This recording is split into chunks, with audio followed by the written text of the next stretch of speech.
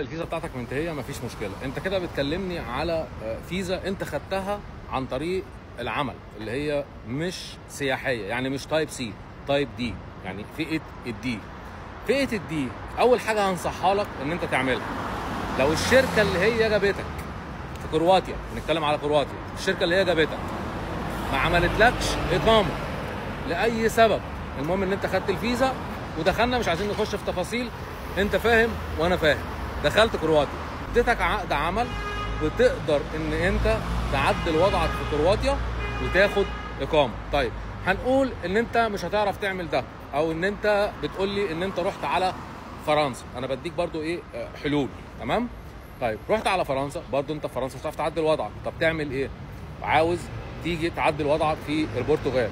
طيب طالما دخلت وخدت ستامب، ماشي، اللي هو الختم من اي دوله بقى، سواء دخلت عن كرواتيا، انا مش عارف انت دخلت من اي دوله، لان انت ممكن تخش من اي دوله طالما معاك فيزا شنغن، او اللي هي التايب سي او التايب دي. البرتغال بتعمل حاجه اسمها الانترادا ليج، اللي هو اثبات قانوني في البرتغال. انت ممكن بتتواصل مع محامي بتعمل توكيل، وبيبدا هو يمشي لك في الاجراءات القانونيه، ولكن مش كل محامين الهجره بيقدروا يعملوا الكلام ده. الحاجه الثانيه ان انت تيجي بنفسك، يعني لا اما بتعمل توكيل يا اما انت بتيجي بنفسك، بتقدم على التكوين المهني وبتعمل اثبات قانوني وبتخش، واخد بالك، وبعد كده بتقدر ان انت ترفع قضيه. وبعد ما بترفع قضيه، الاول طبعا بتعمل اثبات عنوان، نرجع نقول تاني من الاول، اثبات عنوان في البرتغال، تذكره اللي بتثبت ان انت جيت على البرتغال، بعد كده بتنزل في هوستل او في فندق، قلنا الكلام ده كتير. بعد كده بيكون بقى ليك اثبات عنوان في ان انت ساكن فين، ماشي، ادي اول حاجه. تاني حاجه طلع الرقم الضريبي، ادي ايه، تالت حاجه. بعد كده بتروح، بعد ما بتطلع الرقم الضريبي لازم يكون معاك بقى ايه، فيش وتشبيه وانت رايح تقدم في المعهد، حتى لو باللغه العربيه مفيش مشكله، المهم فيش وتشبيه تقدر تعمله في السفاره المصريه، في كرواتيا في السفاره المصريه، في فرنسا في السفاره المصريه، في البرتغال في السفاره المصريه، في اي سفاره ب 20 يورو، واخد بالك، وتستلمه في نفس اليوم او تاني يوم او حد اقصى ثالث يوم، وتروح تبصم وتقول له هات، ماشي.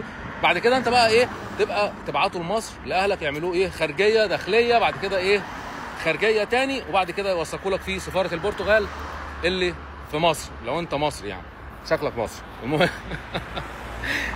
بعد كده بتاخد اللي هو الكيرمينال اللي هو الفيش والتشبيه، وبتاخد الرقم الضريبي، وبتاخد اثبات عنوان. ما انتش محتاج شهاده سكن، ما انتش محتاج عقد ايجار، اثبات عنوان. يعني مثلا لو انا ساكن هنا، ماشي، ساكن في العماره دي، ده عنوان، ده كده اسمه اثبات عنوان، حد انت تعرفه تثق فيه بيديك العنوان بتاعك، خلاص انت كده اول خطوه عملتها، ان انت كده قدمت فين؟ قدمت في المعهد. حلو. بعد ما بتقدم في المعهد، الدراسه بتكون اونلاين. عندك في 3 تخصصات، في عندك تخصص اللي هو السكرتاريا، في عندك تخصص اللي هو الضيافه والفندقه، في عندك اللي هو الماركتنج اللي هو التسويق. شوف انت تقدر تدرس ايه. الدراسه باللغه الانجليزيه واللغه البرتغاليه. اذا انت بقى مثلا محتاج حد بقى يعني يعمل لك كل الكلام ده، يا اما بتشوف شركه انت بتثق فيها او محامي انت بتثق فيه، وبتبدا ان انت تتعامل معاه، تمام، وهو بيخلص لك كل حاجه، او تتواصل معانا عادي مفيش مشكله. عندك خدمه الكول سنتر، هتلاقي الرقم في البايو لو انت بتشوفني على التيك توك، او من على صفحه لينس ماجيك على الفيسبوك. تقدر التواصل دلوقتي كمان يا جماعه، بالنسبه لصحيح للشركه عندنا الاغلبيه دلوقتي الكول سنتر كله احنا بنحوله على الماسنجر، على صفحه شركه لينس ماجيك اللي على الفيسبوك. في عندك رقمين برضو للكول سنتر اللي هم الواتساب، هتلاقاه هنا او هنا، ماشي. وتقدر ان انت برضو تتواصل مع الكول سنتر لاي معلومات نقدر نفيدك فيها، مش هنتاخر. طيب نرجع بقى تاني للناس اللي هي برضو عاوزه تعمل الكلام ده مع نفسها، وظروفها ما تسمحش ان هي تتعامل مع محامي او تتعامل مع شركه او تتعامل مع اي حد. تعمل ايه؟ كل اللي انت بتعمله ان انت بتقدر ان انت بعد ما بتقدم بقى في المعهد واديتهم الايميل بتاعك وكان معاك رقم تليفون برتغالي، بتصبر 48 ساعه لحد ما تفتح اللينك بتاعك، وبعد ما تفتح اللينك بتاعك بتطلب منهم حاجه اسمها ديكلاريشن.